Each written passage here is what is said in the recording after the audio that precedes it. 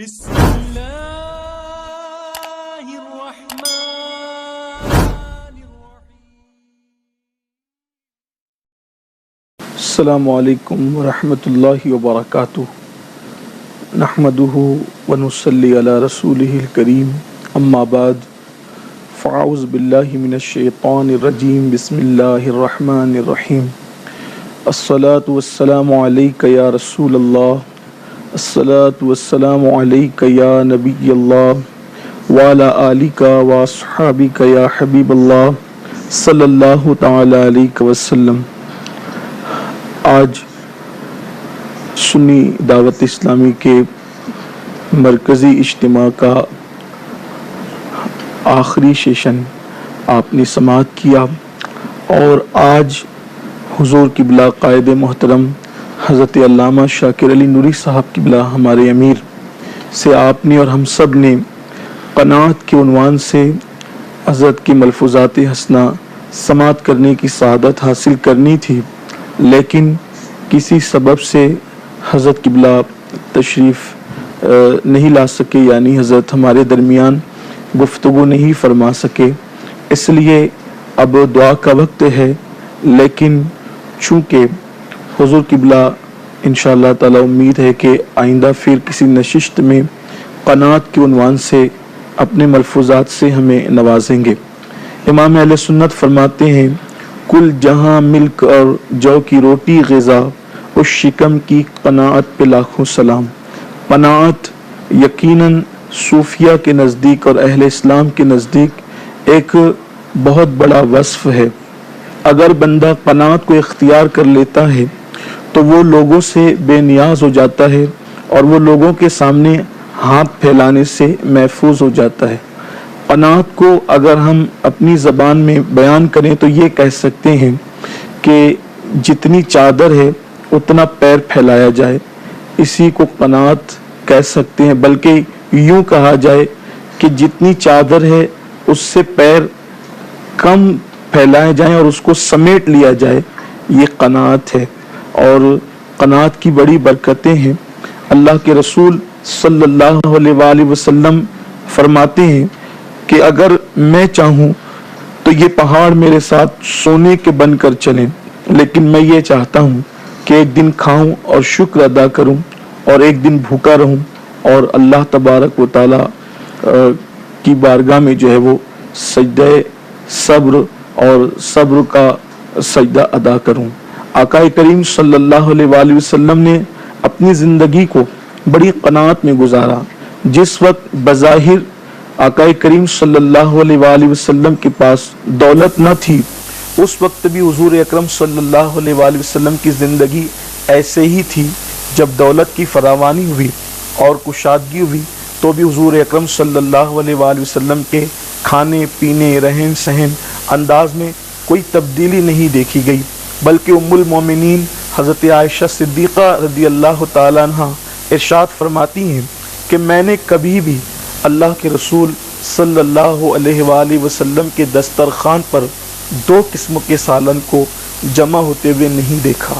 آقا کریم صلی اللہ علیہ وآلہ وسلم کا دسترخوان اس شان کا ہوا کرتا تھا کہ کبھی سالن کی جگہ سرکہ رکھا ہوا ہوتا تھا، اور کبھی سوکھی روٹی کے ٹکڑے اللہ کے حبیب صلی اللہ علیہ وآلہ وسلم پانی میں بھگو کر کے جو ہے وہ نوش جان فرماتے تھے۔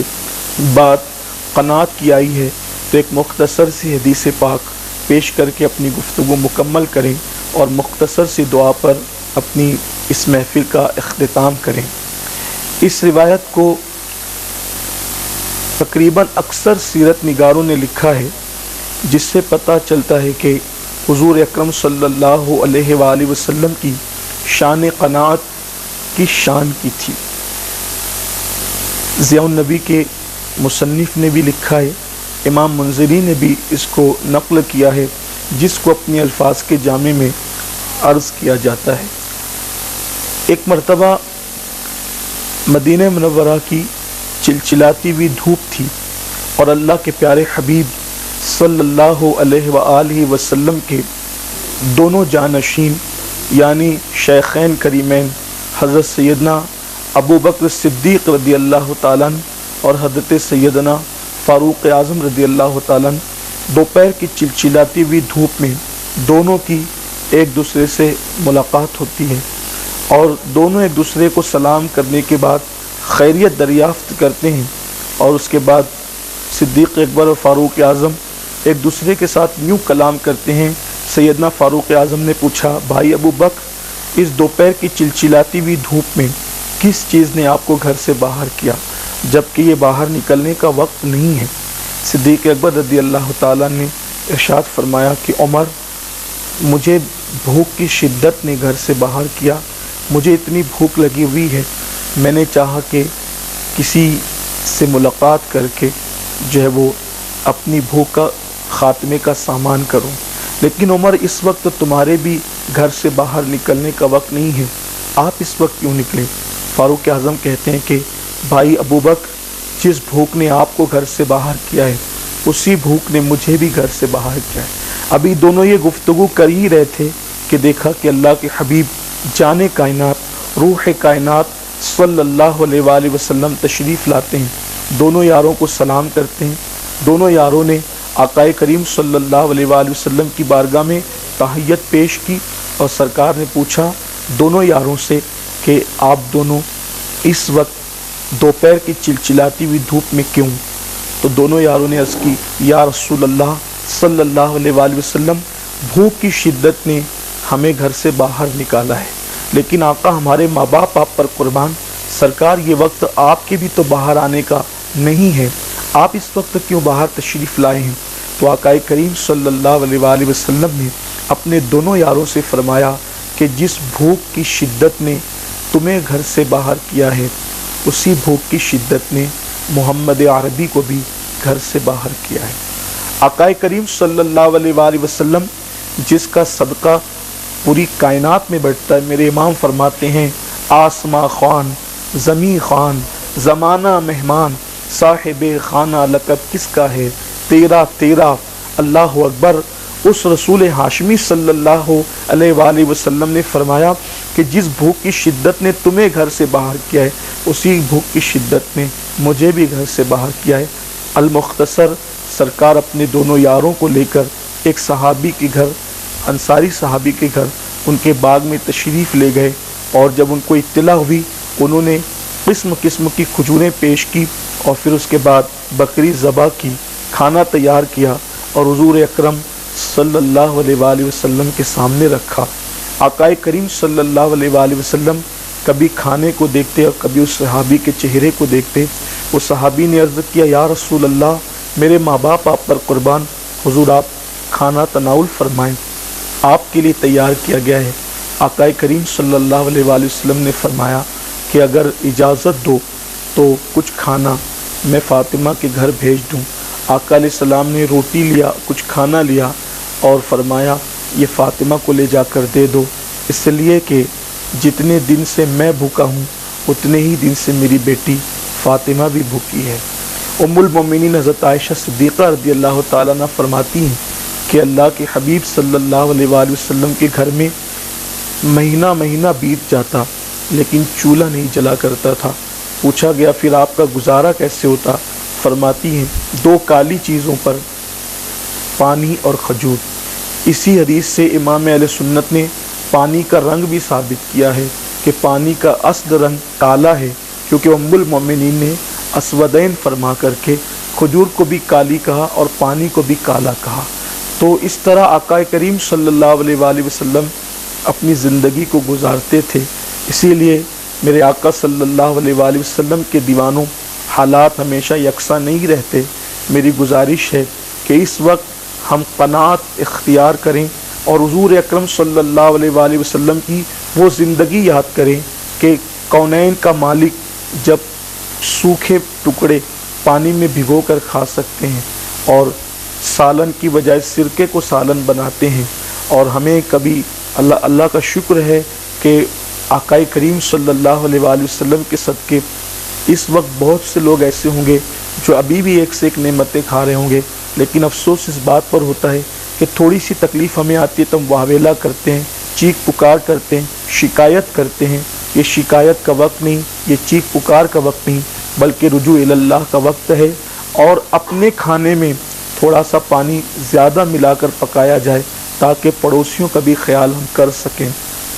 حضرت خواجہ نظام الدین اولیاء رحمۃ اللہ تعالی علیہ جب سارے لوگوں کو کھانا کھلا دیتے اور آخری میں جب آپ کے پاس کھانا آتا تو آپ کی آنکھوں میں آنسو ہوتے اور فرماتے کہ محمد احمد تو کھانا کھا لے گا، یعنی نظام الدین اولیاء کا نام، لیکن اگر گیاس پور کے کسی کونے میں کوئی بھوکا اس وقت سسک رہا ہوگا، کل قیامت کے دن مجھ سے پوچھا جائے گا تو میں اللہ کی بارگاہ میں کیا جواب دوں گا؟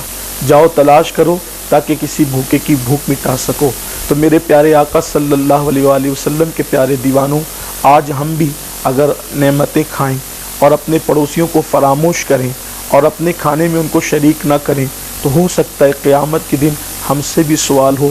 اس وقت کسی کی بھوک مٹانا، کسی کا سہارا بننا، کسی کی مدد کرنا ہمارے لیے انشاءاللہ نجات کا ذریعہ ہو سکتا ہے۔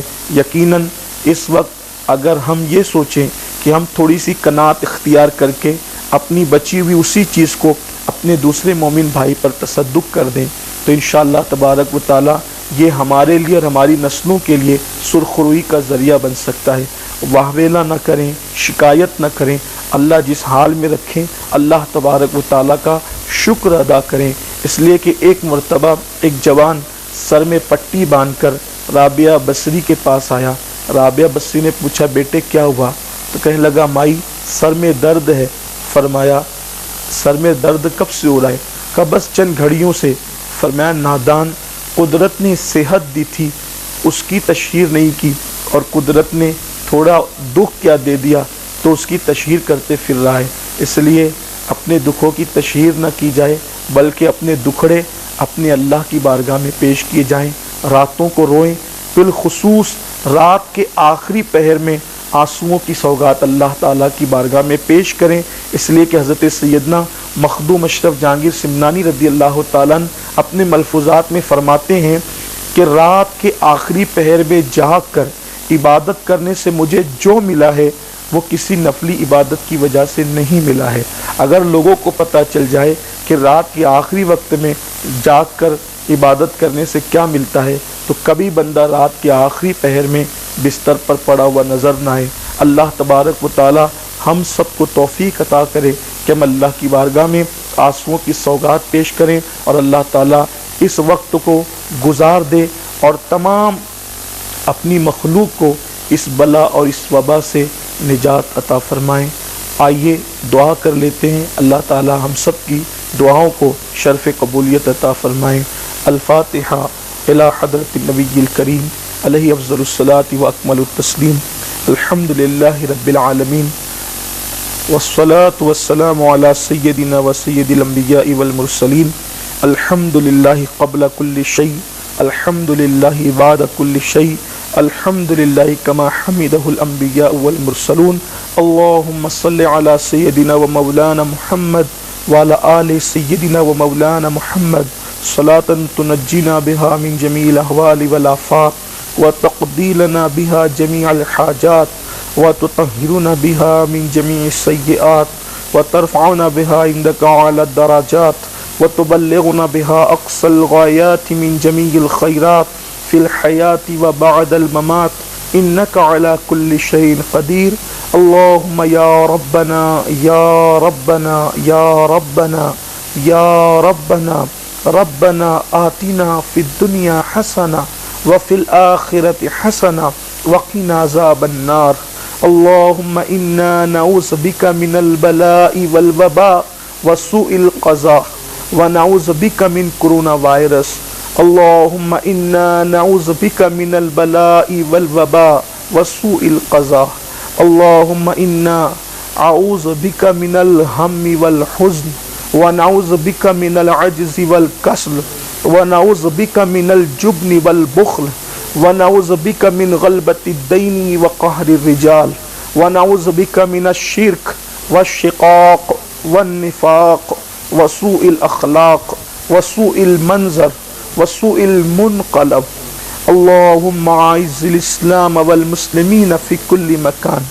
الہی بحرمت الحسن وأخیه وأمه وأبیه وجده وبنی نجی من کل غم الذی انا فیہ یا حی یا قیوم یا ذا الجلال والاکرام اسألک ان تحیی قلبی بنور معرفتک یا اللہ یا اللہ یا ارحم الراحمین یا ارحم الراحمین یا ارحم الراحمین یا قاضی الحاجات یا مجیب السائلین یا اکرم الاکرمین یا اجود الاجودین ارحمنا یا ارحم الراحمین ارحمنا یا ارحم الراحمین ارحم علی جمیع المؤمنین والمؤمنات والمسلمین والمسلمات انکا سمیع قریب مجیب الدعوات. یا اللہ یا رحمان یا رحیم، مولا ہم سب کی مغفرت فرما. یا اللہ ہم سب کی بے حساب مغفرت فرما. مولا ہم سب گنہگار، سیاہ کار، بدکار، روسیہ ہے مولا. مولا تجھے واسطہ تیرے حبیب کا، سید المعصومین مصطفیٰ جان رحمت کا واسطہ. اے رب محمد مصطفیٰ جان رحمت کے صدقے، پنجتن پاک کے صدقے، خلفائے راشدین کے صدقے، صحابہ کرام، تابعین کرام، حضور غوث العظم دستگیر سرکار غریب نواز، تیرے چہیتے اور تیرے پیاروں کا واسطہ مولا ہم سب کی مغفرت فرما دے، ہم سب کی بخشش فرما دے. مولا تو ہم سب سے راضی ہو جا. یا اللہ تو ہم سب سے راضی ہو جا. مولا مسلمانوں کو اس بلا سے نجات عطا فرما. دنیا کے تمام لوگوں کو اس بلا سے، اس وبا سے نجات عطا فرما. یا اللہ پھر سے خوشیوں کے دن تیرے بندوں کو عطا کر. یا اللہ جو بیمار ہیں کرونا وائرس سے اور جس بھی بیماری سے، سب کو شفا عطا فرما دے. یا اللہ جو مقروض ہے انہیں بار قرض سے نجات عطا فرما. یا اللہ اس بلا سے تمام عالم اسلام کی حفاظت فرما. مولا کریم یا اللہ آج تیرے بندے تیرے گھروں کی طرف رجوع کرنا چاہتے ہیں، لیکن مولا تیری حکمتوں پر قربان مولا لوگ آ نہیں سکتے. پروردگار عمارتوں کے دروازے تو بند ہو سکتے ہیں، لیکن تیری رحمتوں کے دروازے کبھی بند نہیں ہو سکتے.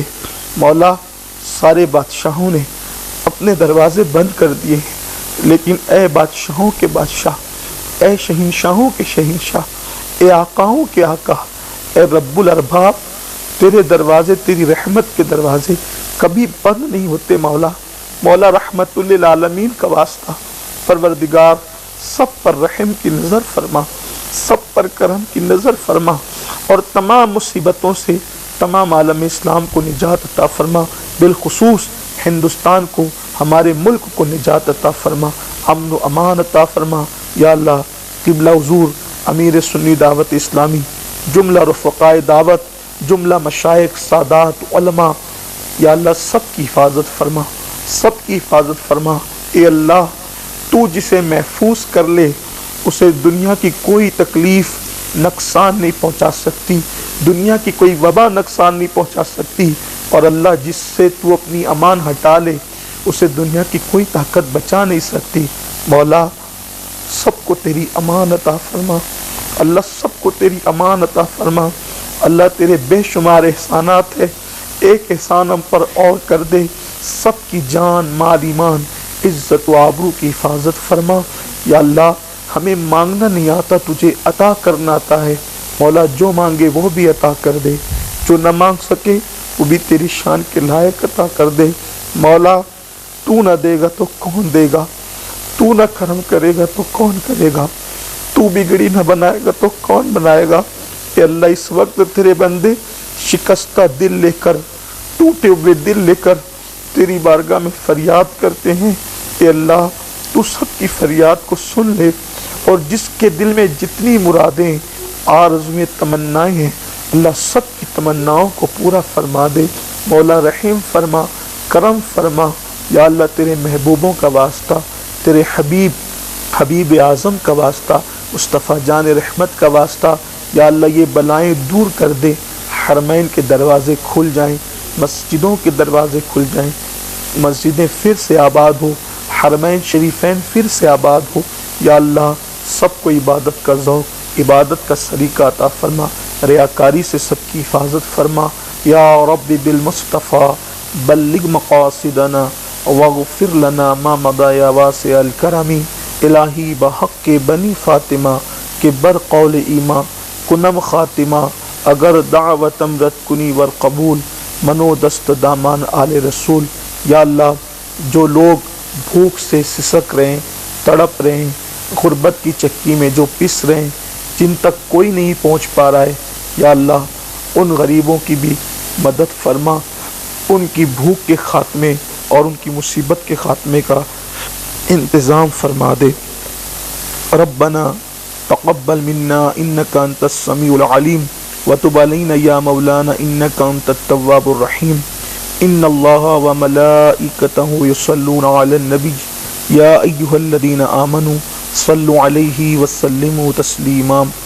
اللهم صل على سيدنا ومولانا محمد معدن الجود والكرم وآله الكرام وابنه الكريم وأمته الكريمة يا أكرم الأكرمين وبارك وسلم صلاة وسلاما عليك يا جد الحسن والحسين لخمسة أطفي بها حر الوباء الحاتمة المصطفى والمرتضى وابناهما والفاطمة. الہی خیر گردانی بحق شاہ جیلانی حسبنا اللہ ونعم الوکیل وافوض امری الی اللہ ان اللہ بصیر بالعباد برحمتک یا ارحم الراحمین بحق لا الہ الا اللہ محمد